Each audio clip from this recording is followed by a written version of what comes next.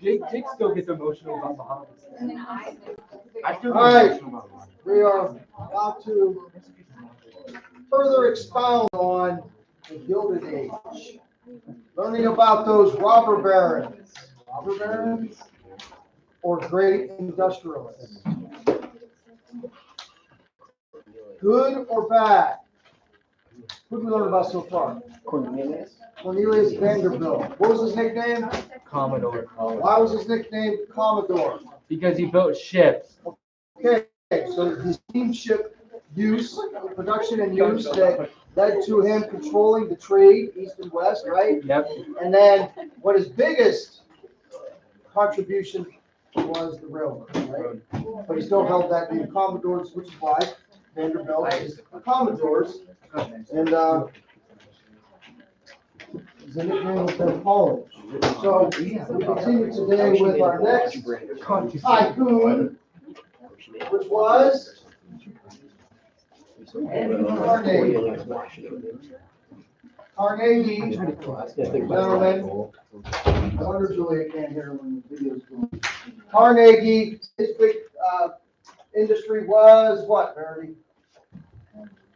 Steel. And I don't think we finished with Carnegie, did we? Rags to riches. He was truly a rags to riches story. Remember this though.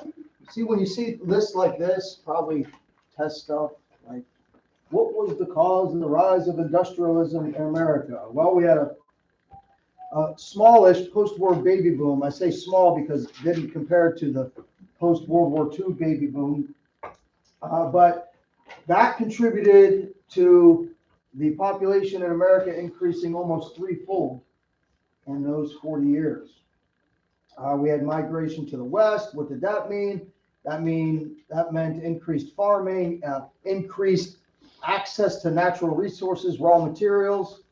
The railroads were expanding thanks to Vanderbilt, and there was just an overall spirit of innovation in America. The high tariffs also helped, and then the advancements moving away from just being powered by water, but oil, which we'll get to today too, I hope, and electricity are going to fuel, pun intended, the growth of industrialism. Okay, so there was Vanderbilt, and I think this is as far as we got yesterday. True? The rags to riches Scottish immigrant, Andrew Carnegie. Being born poor didn't stop Andrew Carnegie from being one of the richest men in the world. That's America. That's the promise. That's the American dream. That's what America brought to the world, really. Our love of studying the founding of the country reminds us that the idea of America, the democracy, the republic, the freedom, the liberty, brought something new to the world. Like most of the world was still, you're born in the class, there was very little chance you could get out of that class. That's just who you were. If you're working class or you were born into riches, you were aristocrat, right?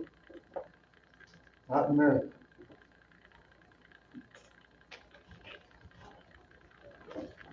Remember what vertical integration meant? Anybody? What do we mean by vertical integration? What did Carnegie do? How did he get such control of the steel industry? By using vertical integration. He had almost total control of the steel industry at one point.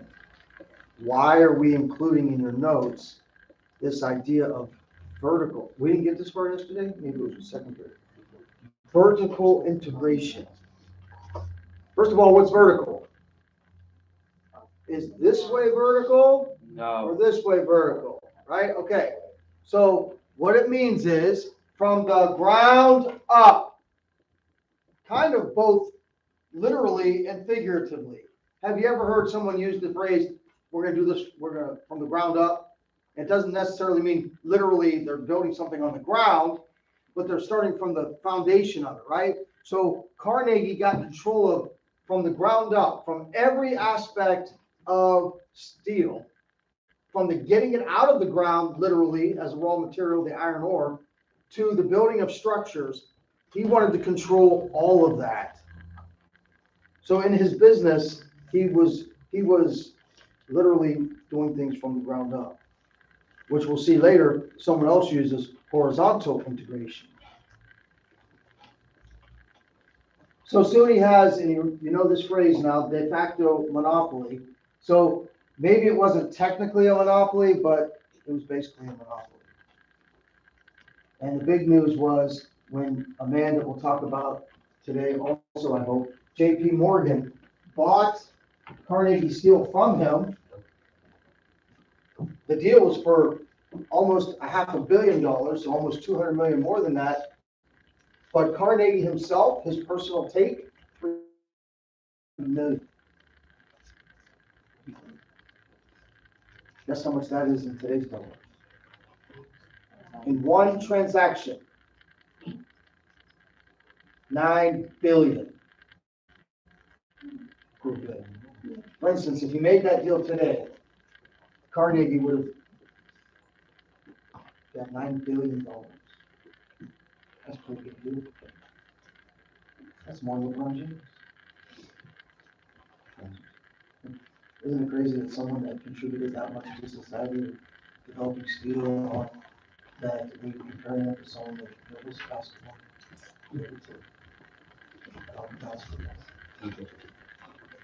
You don't think that's crazy? No. Well, by the way, though, going back to the American dream, was LeBron James born rich? No. So you can't tie LeBron James' story definitely. You can't just tie it. It's a definite part of America. The fact that a kid born in Akron to poverty in a broken home and probably sometimes didn't know, I grew up part of my life in inner city in south side of Youngstown, so I've had some troubling times in my life. He probably had worse than that. So I can kind of relate a little bit to what his upbringing would have been, and to go from that to who he is, that's part of the American story as well. Even though, as much as I love sports, he's not as important as something like Andrew Carnegie, contributed so much more. So, let's see what Andrew Carnegie contributed. By the way, thinking all this time, you got these captains of industry, robber barons. What do you think? Do you see them more of captains of industry or robber barons? I'm not telling you what to think. I'm saying, think about it.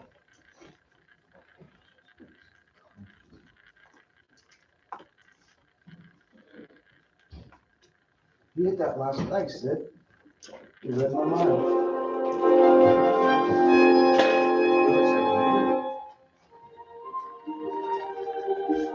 Andrew Carnegie was born in 1835 in a small Scottish village called Dunfermline, the center of a centuries-old linen industry. As a young boy, Andrew thought he would be a hand loom weaver like his father. But in the 1840s, machines put these hand craftsmen out of work. The Carnegie family was nearly destitute when Andrew's mother, Margaret, decided they would emigrate to America.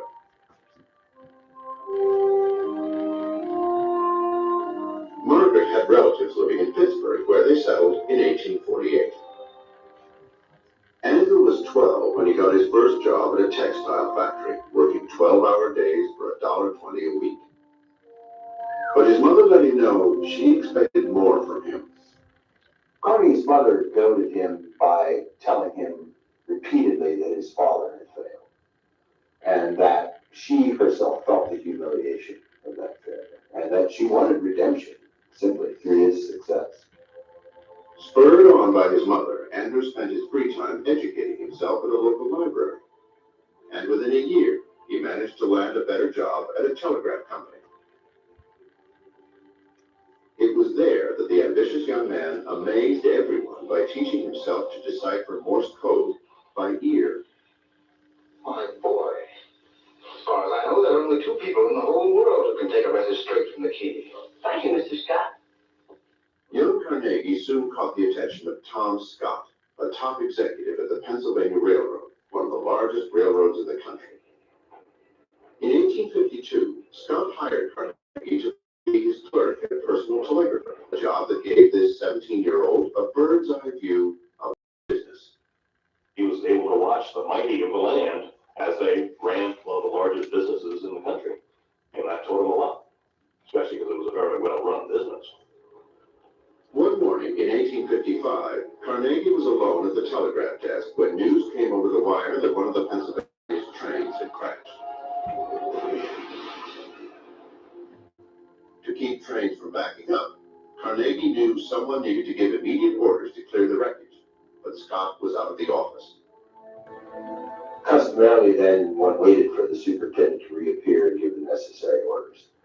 But Carnegie simply sent the telegraphed orders to the line to clear the way and signed Scott's initials to the telegram, as though he were in fact Scott himself. He seized the day. Scott was so impressed with Carnegie's quick thinking that he made the young man his protege. Scott would show Carnegie not only how to run a huge business profitably, but how to invest money. Over the next 12 years, Carnegie made tens of thousands of dollars from investments, though by today's standards, he was using what is known as insider information. Strictly speaking, a lot of his early investments by today's laws would be illegal. He got involved in the sleeping car business because he knew from his insider information with the railroads that sleeping cars were going to become widely prevalent on American railroads.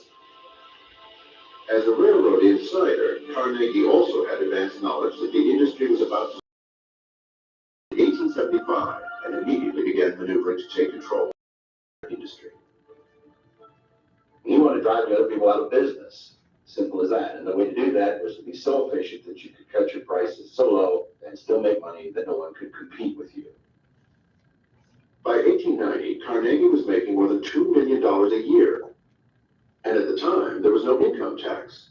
$2 million was $2 million. But Carnegie, unlike other industrialists of his day, wanted to give back to society. The self-educated Steel King would make libraries his signature gift. Reading it opened the world for him. It made him a more worthwhile person, a wiser. It occurs to me, if there was income tax and they taxed Andrew Carnegie as much as we tax businessmen today, we have all the contributions that Andrew Carnegie made to society with his libraries and his other philanthropic endeavors. Are you thinking along with me, Bella? That if the government would have taken half of his money, would he have had the wherewithal or the desire to contribute so much of his money to other causes? Hello, young people out there, future generation of leaders and people making decisions about things like taxes. I don't know. Maybe you would say, well, you still had 30 million if they took half.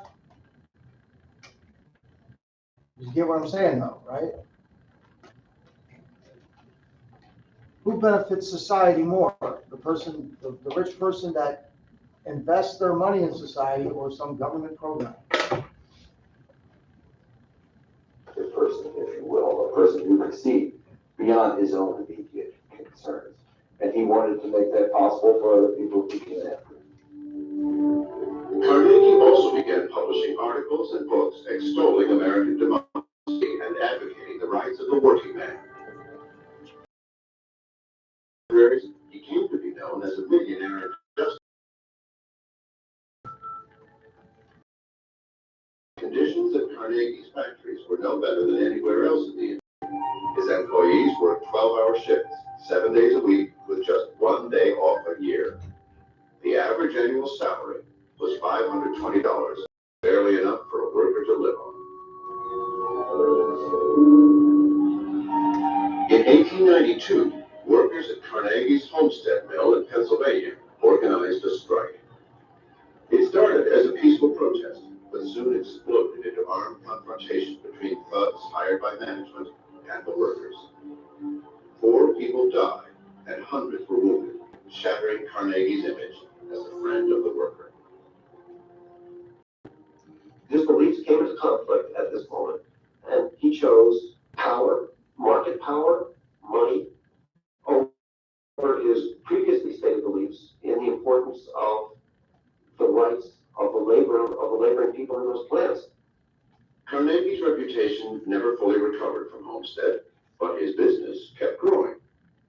By 1900, Carnegie Steel was one of the largest companies in the world, and as chief owner, Andrew Carnegie wielded tremendous power. He had the power to create or destroy jobs for directly and indirectly hundreds of thousands of people. He had the power to affect the economic well-being of whole cities and towns. And he could do that just on the basis of his own desires, his own decision. There's no one alive today who exercises a similar power. But at the peak of his power in 1901, Carnegie shocked the world when he accepted an offer from financier J.P. Morgan to buy Carnegie Steel. Morgan sent an emissary to Carnegie to ask him his price for his steelworks. And Carnegie scribbled on a scrap of paper. The paper was taken back to Morgan, who looked at it and promptly said, "I accept that price." That price was $480 million. At the time, the biggest buyout in U.S. history. When Morgan handed Carnegie the check, he congratulated him on being the richest man in the world. Selling his company allowed Carnegie, who was now 65, to devote all his time to giving away his millions. Carnegie, at an early age, decided that he would not die rich, as he famously said, "The man who dies rich dies disgraced." He had this notion that a person should spend the first half of his life making money, and the second half of his life giving his money away. By the time he died in 1919, at the age of 84, Carnegie had given 90%, or roughly $350 million, to charity. The remaining 10% was divided between his wife and daughter, and then Carnegie funded his philanthropic work. Today, there are more than 3,000 Carnegie libraries around the world. The first library I ever took a look at was a Carnegie library. I don't know how many others there are in the world who can say that, but certainly an enormous number. How did that affect the world? Hard to know, but it seems inconceivable it didn't affect the lives of millions of people over time. Captain of industry or robber baron? Good guy or bad guy? Good guy. Who said a little bit of both? Why? Because like you have some issues with like the strikes and stuff, but then he's Yeah. also like was pretty giving and generous with his money. So, I wonder what we would do if we were living at that time and we were the owner of a business. Similar to the question I ask sometimes about slavery and other things. We like to think that we would do things differently than people did back then, right? So you're the owner of a business. What does that mean if you own a corporation? Who are you responsible to? Well, we learned from his early life and from his later life that the heart of the guy was in the right place. True? Is that what you're saying, both? yeah. Like, seemed to be a man that just, wanted to do the quote unquote moral, biblical, even maybe thing with his money to make sure he helped other people. But in the case of labor, what I'm getting at, Sid, is, and I'm not trying to change your mind, I'm just giving you the other side. Who is a owner of a corporation responsible to, besides, his own family and his workers? Anybody know? Just to give you the other perspective, something to think about. Does anybody know who the owner of a corporation is responsible to? Notice I said corporation, not business. What? Himself, true, but in the case of Carnegie, we don't think he was just in it for himself. I mean, he gave away $350 million in his life. Nobody knows? Verity, you seem like you did. No? I hope not. Who is an owner of a corporation responsible to? Okay, customers, people that work for him, his own family. I'm missing one big one. Yeah? Shareholders. Shareholders. If it's a corporation, there are people that are investing in his business. I'm only saying it, Sid, because I get what you're saying. Like that part of the video that said, man, people are working 12 hours a day for that much money. They can barely make a living. And that's an argument that in your time, you're growing up where this thing has sprung up again, this devilish thing we call socialism slash communism. That's an argument that would be used, like the rich people just take advantage of the working class. That's the classic argument, right? And those poor people have to work all that time. And if you're not taught to critically think for yourself, in 2 years when you go to university and the professors they're dominated universities by liberal professors who strongly lean or are outright socialist, can easily sway you into thinking that, yeah, the rich people are just taking advantage of the poor people. Just like I used to teach way back in elementary school 25 years ago when you had to introduce this idea of capitalism and communism. And I would always start with, the first couple of years, I'd be like, okay, the book has to start with communism.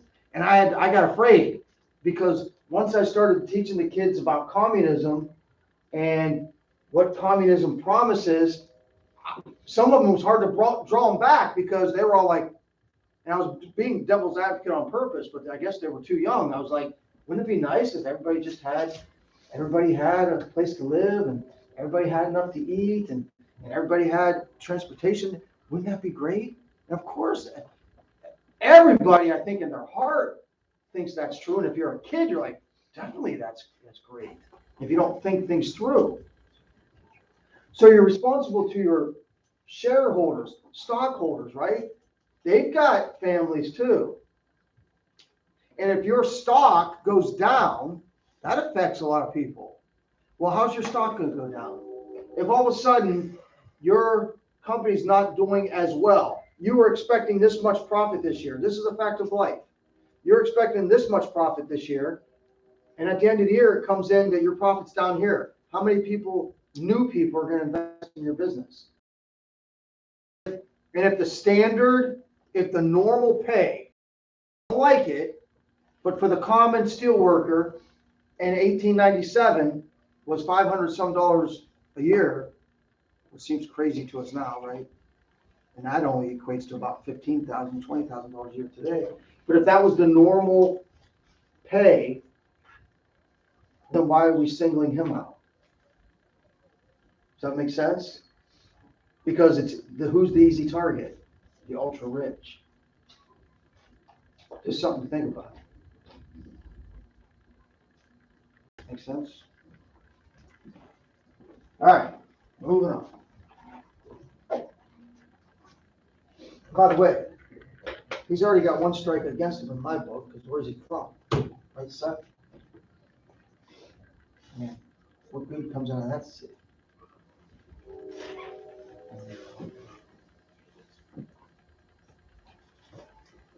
Any other questions, comments so far? I continue with the question. Captains of industry, Robert Burns.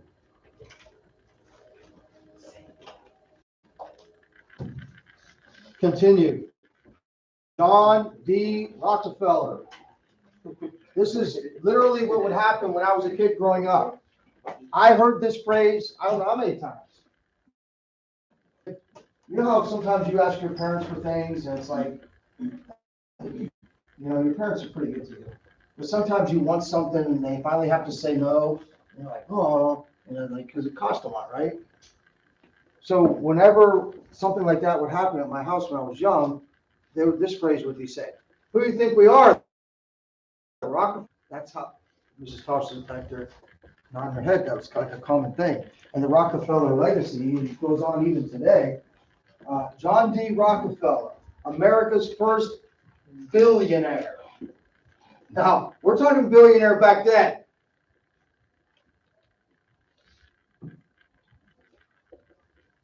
is black gold? Some people call it black gold or Texas tea.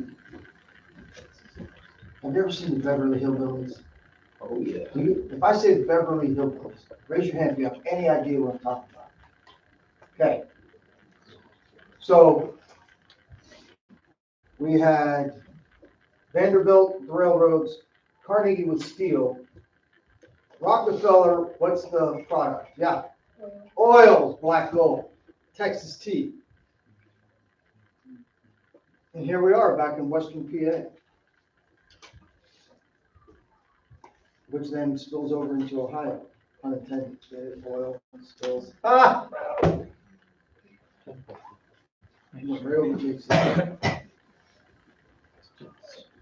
Well, anyway, Rockefeller, there's discovery of oil, right? He's not the only one. There's other people discovering the oil. And Rockefeller says, all these other guys are investing in drilling for the oil. Well, sometimes you drill and there's not the oil you think's under that part of the ground isn't there, right? Like you might come up empty. I wonder if that's where the phrase comes from. Have you ever heard people say, oh, it came up empty? You might come up empty drilling for oil when you thought that you were going to find a big reserve there, right? This kind of happening today with natural gas and stuff. Anybody have parents that own property that they've signed the thing with? Maybe you didn't even know it. But natural gas companies, this was a big item like 10 years ago. I don't know much about it anymore. The shale. Some people would sign a lease with these natural gas companies and they would get a part of. I'm not looking at this slide. I don't think you're thinking. I don't know, I'm not sure. But they sign a lease, and depending on how much natural gas they get out of your property, you get paid for that residual payment. But it hasn't taken off like I think they thought it would. Anyway, there's too much risk in that part of the business. The drilling's not where it's going to be, said Rockefeller. Where the money's going to be and where he dedicated his time was to, once it's out of the ground, let the other people take care of all of that stuff, getting it out of the ground and taking the risk of coming up empty or not. He's going to go into the business of refining the oil. Because what do they call it when it comes out of the ground? What's that word? 5 letters, starts with C. Crude oil, right? When it comes out of the ground, it's crude. It's not refined. It's just dirty mess, right? And he said, we're going to use this oil for so many things. Lubricants for engines. Oil it leads to plastic, right? How many knew that plastic was from oil? You already know that? So the oil is going to be used for so much. Anyway, it's going to be refined for gasoline. Maybe some of you out there didn't even realize the difference between, like, where does gasoline come from? Gasoline comes from oil. Like they put it through a refining process and it becomes gasoline. So he says, I'm going to go into the refining end of it. There's less risk. I already have the oil. People that are drilling it already got it for me. So he invests in refining and he creates the Standard Oil of Ohio Company. Our area used to be dotted with not BP or what are the big ones today? Sheets and all those things that come with convenience stores. Shell, okay. Our area used to be dotted with Sohio. Sohio gas stations were dominant, not just here, but throughout the country. By 1879, John D. Rockefeller controls 95% of the oil industry, the oil refining industry, by using not vertical integration, but horizontal integration. So he chose one aspect of refining. What's the refining mean? Oil production. I control the pipelines. I control the transportation of the oil. I'll take care of that part of the industry that's got many levels to it. I'm going to take one level of the industry and I'm gonna dominate that level. Does that make sense? So those of you that are future business people, vertical integration, you're involved in everything, top to bottom. Horizontal integration, you're involved in one aspect of it, one level of it, and he becomes dominant in the refining. And he becomes the first billionaire. Because think about it. Oil, the production of oil is going to be right coincide with, in fifth grade, what we learned, what was one of the biggest inventions in American history? The automobile, right? Automobile needs oil for the engine. Automobile needs gasoline that gets refined to oil for the cars. The auto industry explodes in the late 1800s. Oh, what time it was. So he's going to become richer than Carnegie, a billionaire. So another thing he does something that a lot of people, again, robber baron. You'll notice all of these guys can be looked at and they can be taught by a certain perspective as greedy robber barons that didn't care about anybody, they didn't care about anything but their greedy profit. But then I remind you that they're responsible to shareholders. They can be taught from the perspective that it was all, they didn't care about anything else. So this is a big one. Rockefeller used a business strategy, used the legal system to set up not just one company, but to make it so that he can control many companies under one umbrella called a trust. And what these guys did, like Carnegie and Vanderbilt and Rockefeller, they would use their power and influence, like, was it? Yeah, we talked about this yesterday in class about how Ray Kroc basically forced the original McDonald's brothers to sell them everything, to sell him everything. And that's what they did. They would exert their business acumen, their money that, and the more money they made, the more power and influence they had, the more power they had to buy more shares in a competing company stock. You get what I'm saying? And the more shares you buy in another company, the more shares you own in a company, the more influence you have in that company. And then you get to the point where you own 51%, and guess what? You control that company. And he did that to company after company. I said did that too. He did that with company after company after company, legally, so that now he controls all of those companies. And he puts them all under one umbrella, and it's called a trust. And that's going to become a big point of contention because other people see the first billionaire, America's first billionaire doing that. Other people in other industries are saying, that's a great idea. It's legal. I'll just use my power and influence and money to keep buying up the stocks of other companies until I have a controlling interest. By the way, what's going on? In the late 1800s, we already said, the economy's booming, right? So what do you imagine the stock market's doing? Constantly going up. So he buys stocks, he invests, he makes wise investments, he makes money, he takes the money he makes, he invests, he buys more of their stock, he makes more money, eventually he controls all of those companies.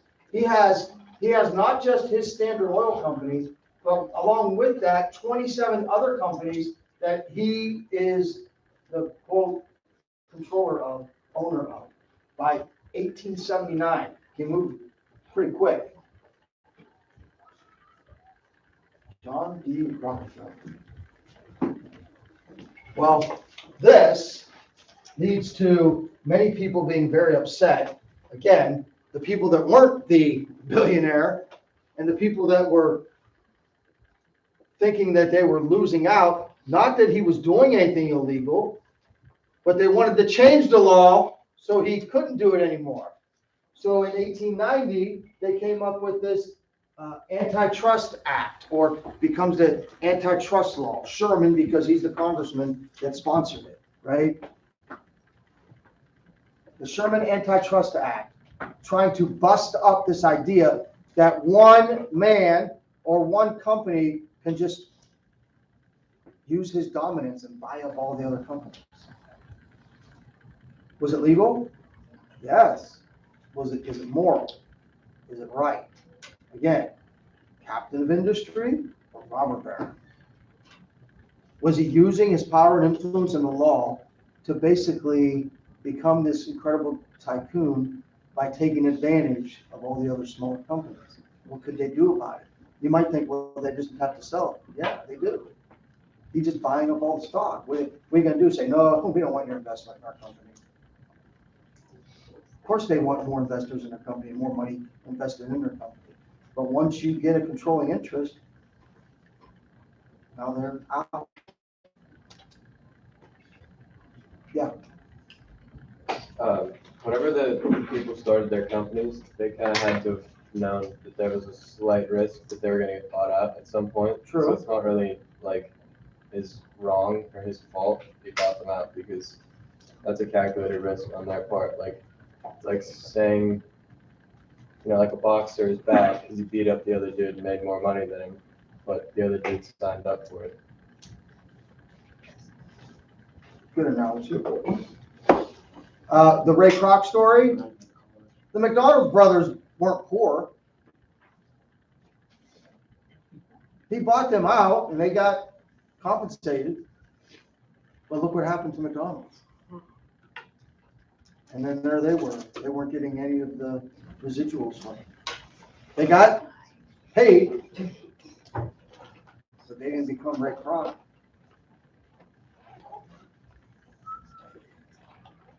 And why? Part of it was they didn't want to become Ray Kroc. Some of these companies, they were complaining, I owned a company. I don't have the ambition Rockefeller has. I'm doing pretty good with my company. Oh, Rockefeller wants to go. Or if you go back to JP Morgan, which we'll get to tomorrow, Carnegie's doing great. Carnegie's got this steel industry, it's booming, he's got a monopoly on steel. JP Morgan comes along and says, hey, I'll give you $480 million for it. Okay. Well, JP Morgan takes that and makes way more money. Carnegie's not starving.